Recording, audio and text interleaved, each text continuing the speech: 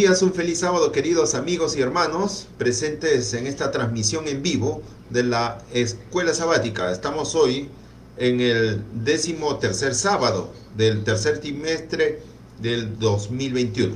Bueno, justamente el estudio que corona todo el trimestre es titulado El Descanso Supremo, ¿no? Para hoy entonces vamos a comenzar con una breve oración para la bendición de nuestro Dios. Querido Padre Eterno, gracias Señor por estos momentos agradables de tu santo día sábado que nos da Señor para poder estudiar el repaso de la lección de esta semana y nos ayudes a comprender cuál es nuestra responsabilidad frente a esta preciosa verdad. Ayúdanos Señor, danos fuerza y que tu Santo Espíritu nos ilumine. Favores que te lo suplicamos en el nombre precioso de Jesús. Amén. Muy bien, como pueden ver ahí, el descanso supremo, ¿no? Entonces vamos a estudiar entonces el texto clave de esta semana, ¿no? Eso está en 1 Corintios capítulo 2, versículo 9, ¿no? Antes bien, como está escrito, cosas que ojo no vio, ni oído oyó, ni han subido en corazón de hombre, son las cosas que Dios ha preparado, ¿para qué? Para los que le aman. Cosas que, ojo, jamás en tu vida has visto, ni de la mejor obra maestra de algún pintor, ¿no? De algún paraíso, de alguna cosa natural, hermano. Si hay algo que te ha impresionado, pues esto supera, supera tanto la ficción, la imaginación y algo que hayas visto, ¿no? Ni han subido en pensamiento de hombre, pero son los que Dios ha preparado para los que le aman. Es una promesa segura. Eso está en 1 Corintios 2, 9. Muy bien. Al echar un vistazo al mundo que nos rodea, no podemos dejar de notar que nos encontramos, ¿qué cosa? Inmerso en un mundo que agoniza. Así estamos, ¿no? La situación económica, la situación social, la situación familiar, la situación moral está casi por los suelos, ¿no? No se respeta nada, existe anarquía, guerras, cambio climático y tantas cosas, ¿no? Desamparo, ¿no? Entonces se están cumpliendo rápidamente los eventos predichos para el fin. Nos enfrentamos ante graves problemas, tanto individual como socialmente o colectivamente, ¿no? Entonces, hasta que alcancemos el supremo descanso en Cristo, ¿podemos tener descanso aquí y ahora? Es una pregunta. Vamos a ver, ¿cómo podemos tener entonces descanso aquí y ahora? Eso es lo que hoy día vamos a estudiar. Y estos son justamente los apartados que hoy tenemos, ¿no? El descanso en un futuro glorioso. Tenemos el descanso en medio de los problemas. Tenemos el descanso en el trabajo para Dios. Todos esos descansos que podemos encontrar haciendo algo por Cristo, ¿no? Y por la humanidad. El descanso en la esperanza, el descanso supremo, ¿no? Entonces, esos 5 apartados hoy vamos a repasar, ¿ya? Muy bien, entonces vamos a comenzar con el primero, el descanso en un futuro glorioso. Esto está en Apocalipsis capítulo 1, versículo 1. ¿Con qué comienza este maravilloso libro profético? La revelación de Jesucristo que Dios le dio, ¿no? Para manifestar a sus siervos las cosas que deben suceder pronto. El pronto es ya, ahora, ¿no? Apocalipsis 1:1. Entonces, el apóstol Juan, ¿no? Aislado en la pequeña isla de Patmos, tuvo una impresionante revelación de Jesucristo, ¿no? Entonces se le ordenó que escribiera 7 cartas, una para cada iglesia de Asia, ¿no? A través de estos mensajes se le reveló el futuro de la iglesia. Aparte que fueron cartas, ¿no? Literales que fueron enviadas a cada una de esas iglesias que padecía pues necesidades, ¿no? Espirituales. Entonces, pero a la vez esas cartas revelaban profecía por cada etapa de la era cristiana durante estos 2000 años, ¿no? Desde la muerte de Cristo hasta la segunda venida de Cristo, ¿no? Entonces, ahí vemos, ¿no? Los periodos proféticos, ¿no? De todas las eras, de la era cristiana. Ahí tenemos pues la iglesia de Éfeso, ¿no? la era de Éfeso también podríamos ser, ¿no? Del año 31 al año 100, Esmirna, Pérgamo, Tiatira, Sardis, Filadelfia y la Odisea. El periodo de la Odisea prácticamente comienza desde el año 1844 y termina en el año 2031, ¿no? Cuando se cumplen 2000 años de ¿qué? Desde la muerte de Cristo, desde el año 31 de nuestra era hasta el año 2031. Y Cristo viene por segunda vez. Bueno, posteriormente también al apóstol Juan se le mostraron los eventos finales que desembocarán en un futuro glorioso, el descanso eterno en una tierra nueva junto a Dios. Sí, por ejemplo, en el capítulo 21, ¿de qué describe? Sobre la esposa del Cordero, la nueva Jerusalén, dispuesta como una novia ataviada para su marido. La ciudad de la Nueva Jerusalén que se instaura aquí en la tierra para toda la eternidad. Y en el capítulo 22, ¿de qué refiere? Refiere también de los cielos nuevos y la tierra nueva, que el Señor va a recrear este mundo caído. Entonces, todas esas cosas son cosas gloriosas, ¿no? Que nos tiene prometido justamente en este maravilloso libro de Apocalipsis. Entonces, hoy podemos descansar sabiendo que Dios conoce el futuro, controla la historia y nos ha preparado un futuro de paz y prosperidad eternas. Es maravilloso saber eso, ¿no? Entonces, quien sabe el futuro, el único que tiene capacidad de conocer, saber el futuro, también tiene la capacidad de tener el control de la historia, ¿no? Por algo es Dios Todopoderoso, es el Alfa y la Omega. Entonces, nada escapa de su mano. Ahora vamos a ver en este apartado el descanso en medio de los problemas, ¿ya? Mateo 24:8, ¿qué dijo Jesucristo en el Monte de los Olivos cuando discurrió todo el velo mostrando el panorama del futuro? Dijo que habrían guerras, rumores de guerras, pestes, hambres en diferentes lugares, pero Jesús dijo, ¿no? Y todo esto será principio de dolores. Entonces vamos a ver cómo podemos encontrar como descanso, ¿no? Como adventistas, un descanso en medio de los problemas. ¿Qué nos dice, no? Las escrituras. En Mateo 24, Jesús, ¿qué cosa? Pintó un cuadro esquemático de los eventos que ocurrirían hasta su segunda venida. Es un cuadro realista, lleno de problemas, tribulaciones, pero que apuntan a un magnífico final. Y sabemos cuál es ese magnífico final. Es su segunda venida. Por un lado, el mundo está siendo convulsionado por diversos desastres. Lo sabemos ahora, por ejemplo, toda esta semana existe pues el incendio forestal en España. Terrible. Y aparte también el volcán en España, ¿no? No recuerdo el lugar, pero toda esta semana ha sido noticia, ¿no? También, por un lado, el mundo está siendo convulsionado por diversos desastres. Por otro lado, el que quiere ser fiel a Dios sufre el desprecio y la persecución de aquellos que no aman a Dios. Sí, lastimosamente existen eso. Puede ser compañero de trabajo, vecinos, que sabiendo que tú eres cristiano, ¿no? Adventista, guardador del sábado, entonces a veces no comulgan contigo, ¿no? Te tienen, como decir, apartado, ¿no? Apartado, ¿no? Socialmente, no te invitan a sus reuniones y eso, ¿no? Entonces, eso es una forma de persecución, ¿no? Es adelantada, ¿no? Entonces, en medio de todos esos problemas, Jesús quiere que descansemos confiadamente en su amor, incluso cuando todo a nuestro alrededor se caiga en pedazos. Así es, Él vendrá por nosotros, ¿no? De forma segura, real. Vamos a leer en el libro Mateo 24:27, ¿ya? A ver, vamos a leer qué dice en la palabra de Dios en Mateo 24, versículo 27. Vamos a leer estos textos maravillosos, ¿ya? El descanso en medio de los problemas. Cuando nuestro Señor Jesús vivió acá en la tierra, ¿no tuvo problemas? cuando justamente la barca estaba en medio de la tormenta, Jesús estaba descansando y tuvieron todavía que los discípulos despertarle para que Jesús calmase la tempestad, pero él estaba tranquilo en medio de los problemas. Eso es lo que Jesús nos invita. ¿Ah? Vamos a ver qué dice Mateo 24:27 de la palabra de Dios. ¿Ya? Porque como el relámpago que sale del oriente y se muestra hasta el occidente, así será también la venida del Hijo del Hombre. ¿No? La venida del Hijo del Hombre, ¿no?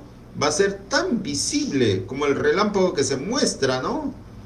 A ver, el versículo 30 al 31 dice: entonces aparecerá la señal del Hijo del Hombre en el cielo, y entonces lamentarán todas las tribus de la tierra y verán al Hijo del Hombre viniendo sobre las nubes del cielo con poder y gran gloria. Y enviará sus ángeles con gran voz de trompeta y juntarán a sus escogidos de los cuatro vientos desde un extremo del cielo hasta el otro. Pero el día y la hora nadie sabe, ni aun los ángeles de los cielos, sino solo mi Padre. Como en los días de Noé, así será la venida del Hijo del Hombre, porque como en los días antes del diluvio estaban comiendo, bebiendo, casándose, dándose en casamiento hasta el día en que Noé entró en el arca, y no entendieron porque no querían entenderlo, sino hasta que vino el diluvio y se los llevó a todos. Así será también la venida del Hijo del Hombre, ¿no? Entonces, vemos que Jesús, su promesa, su venida va a ser tan real, ¿no? Pero el Señor nos dice que descansemos en una promesa. Vamos a ver el versículo 13. Mas el que persevere hasta el fin, este será salvo. Hay que perseverar. Entonces, Cristo nos invita a que perseveremos. Cristo ha empeñado su palabra de que estaría con nosotros todos los días hasta el fin del mundo. Eso lo dice Mateo 24, 28, 19 y 20. Entonces, mediante Cristo se encuentra descanso en medio de los problemas, ¿no? Ese es justamente lo que esta semana se ha estudiado. Ahora vamos a ver el descanso en el trabajo para Dios, ¿ya? Es interesante, ¿ya? Vamos a estudiar ahora el descanso en el trabajo para Dios. Apocalipsis 14:7, vamos a ver el mensaje de los tres ángeles, ¿ya? En Apocalipsis 14:7 dice: temed a Dios y dadle gloria, porque la hora de su juicio ha llegado, ¿no? Y adorad al que hizo el cielo y la tierra, el mar y las fuentes de las aguas.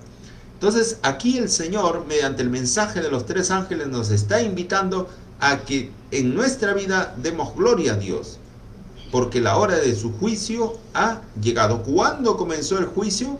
Sabemos que el juicio comenzó justamente cuando terminó o se cumplió la profecía de los 2300 años en el año 1844.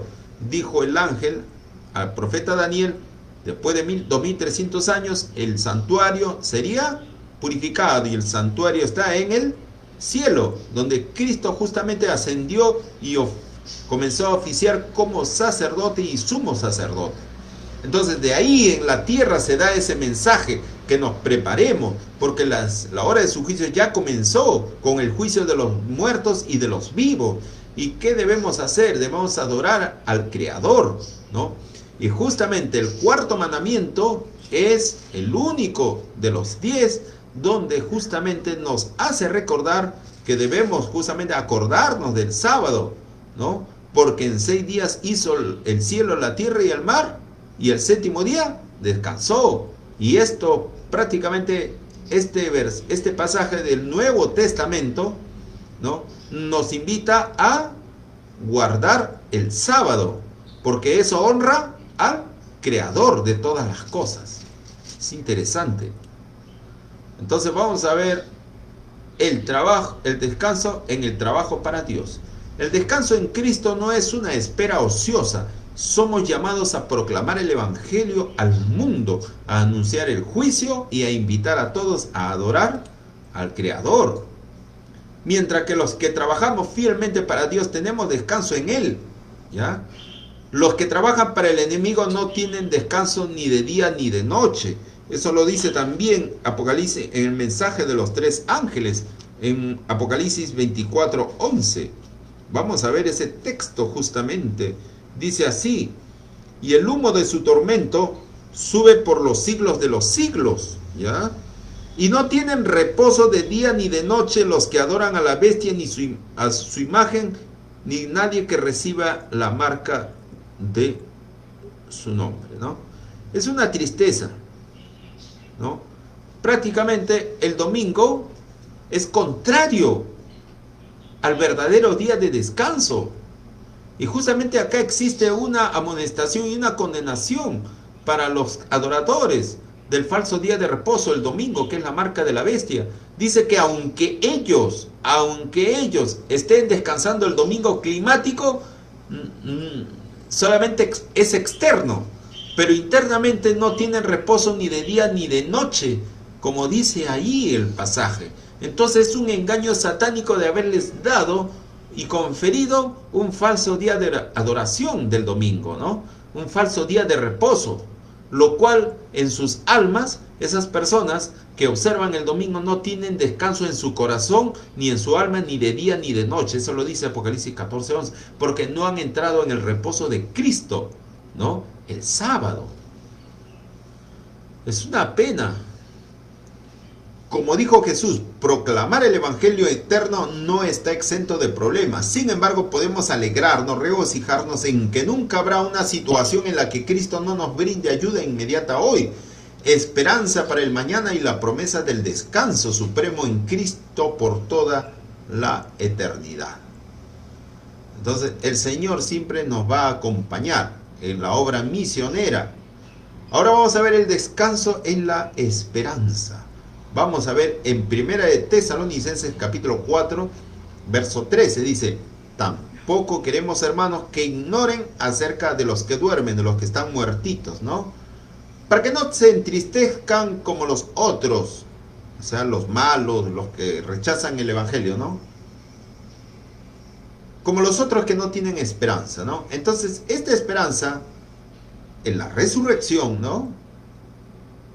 Es para aquellos que son obedientes, leales a Dios en medio de las tormentas, en medio de las pruebas, ¿no? Entonces, Pablo dice que no nos entristezcamos, sino nos alegremos en esa esperanza, ¿ya? Porque por algo Cristo, que es el autor de la vida, él mismo dijo: yo soy la resurrección y la vida, ¿no? Entonces, qué bonita promesa, ¿no? Aún en medio de la muerte existe tranquilidad por medio de la esperanza que Cristo nos da, ¿no?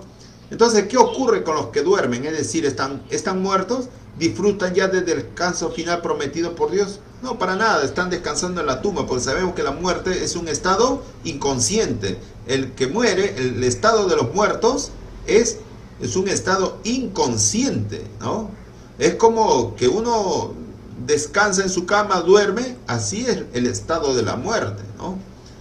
Entonces, la Biblia habla de la muerte como un sueño, y eso lo dijo, pues, vamos a leer un texto de San Juan capítulo 11, versículo 11 al 14, para que eso quede claro, ¿ya? Nosotros como cristianos bíblicos no creemos en la inmortalidad del alma, ¿no? Eso es una doctrina pagana. Vamos a ver, ¿cómo comparó Jesús la muerte? Cuando Lázaro había muerto, ¿qué dijo Jesús? ¿No? Vamos a ver el versículo del 11 al 14, dice: dicho esto, les dijo después: nuestro amigo Lázaro duerme, está roncando, mas voy para despertarle. Dijeron entonces sus discípulos: Señor, si duerme sanará. Pero Jesús decía esto de la muerte de Lázaro, y ellos pensaron que hablaba de reposar del sueño. 14. Entonces Jesús le dijo claramente, ¿ya? ¿Sabe qué? Lázaro ha muerto. Así le dijo. Porque estaban que se confundía, hasta sus discípulos creían en la inmortalidad del alma, imagínense. Entonces Jesús habló bien claro. Dijo: nuestro amigo Lázaro duerme. Después dijo: Lázaro ha muerto.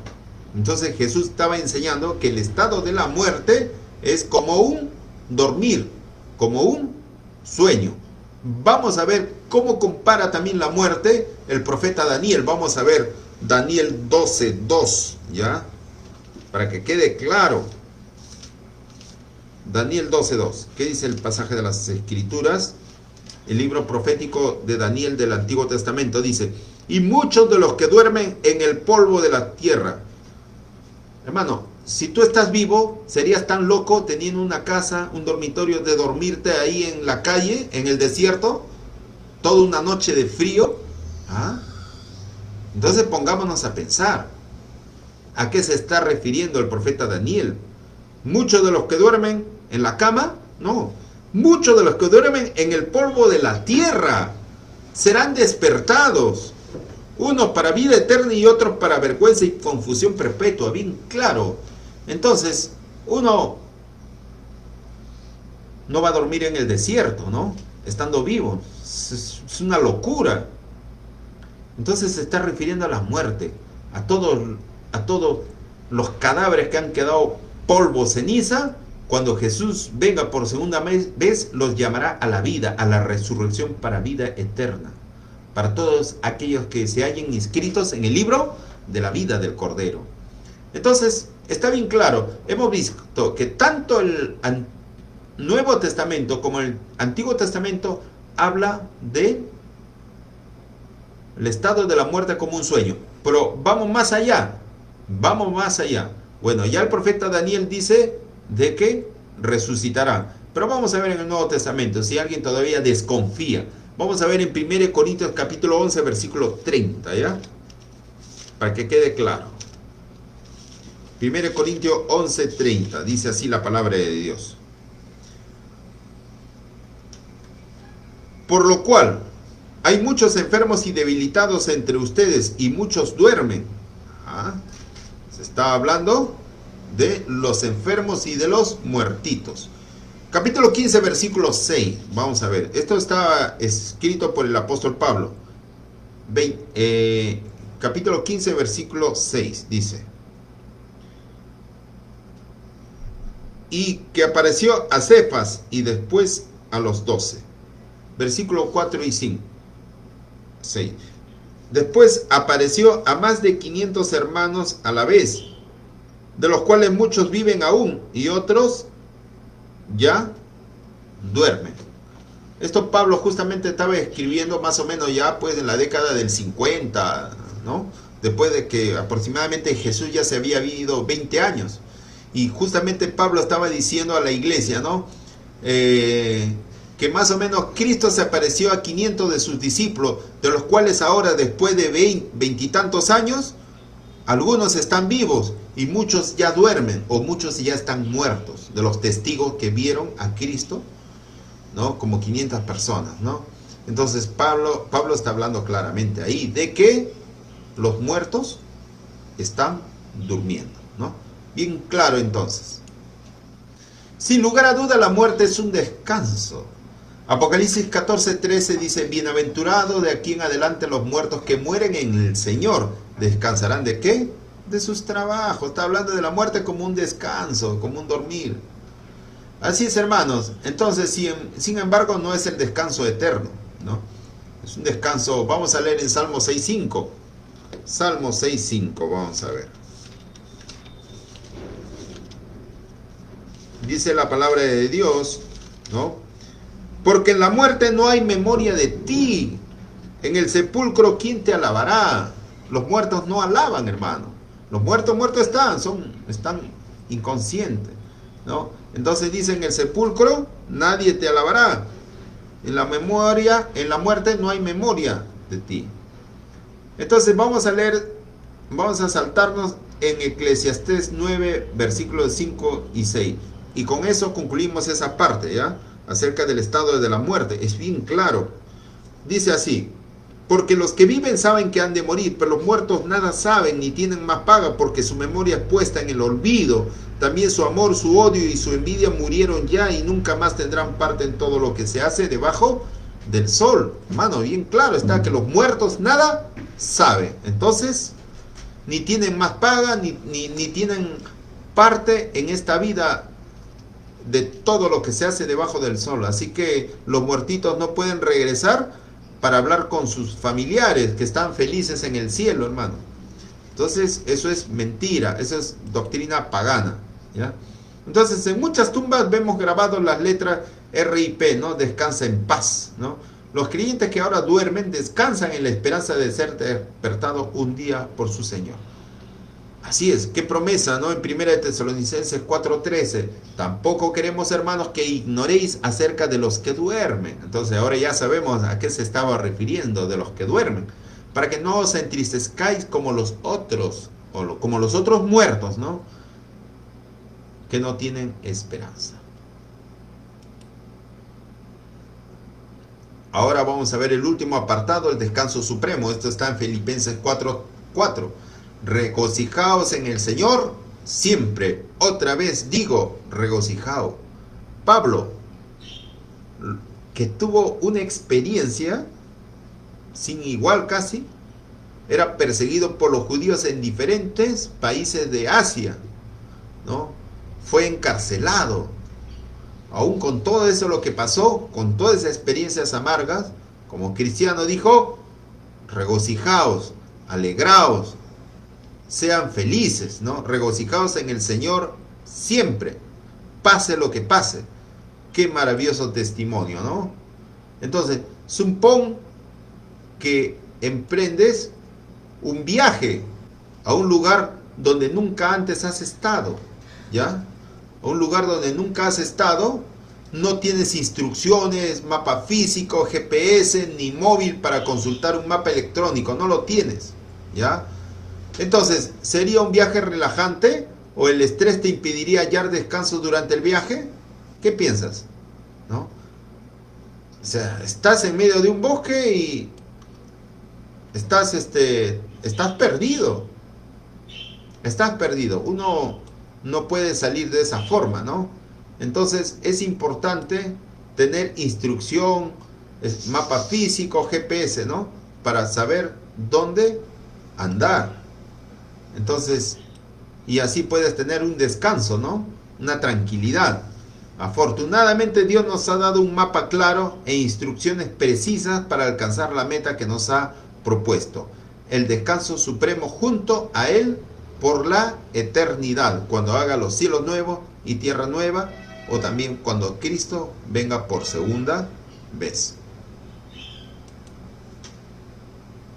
Por eso el apóstol Pablo nos invita a regocijarnos ya en esta esperanza. Como dice, regocijaos en el Señor siempre, otra vez digo regocijaos.